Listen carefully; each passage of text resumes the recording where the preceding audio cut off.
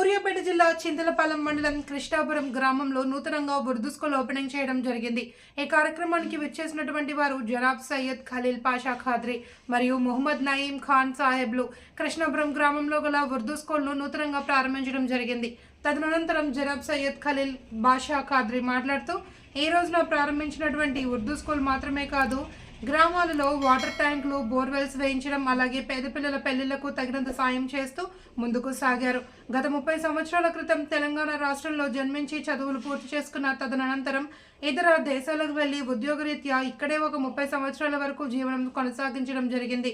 తదనంతరం ఉద్యోగరీత్యా పదవి విరమణ పొంది తాను పుట్టి పెరిగినటువంటి తెలంగాణ రాష్ట్రానికి ఎంతో కొంత సాయం చేయాలి అంటూ హిందూ ముస్లిం మతాలకు అతీతంగా ఊరు ప్రజలు బాగుపడేలా వారికి అవసరమగు మదర్సాలు మరియు వాటర్ ట్యాంకులు, పేద ప్రజల పెళ్లిళ్లకు మదర్సాలో చదువు చెప్పించే గురువులకు జీతపద్యాలు ఇచ్చుకుంటూ మదర్సాలో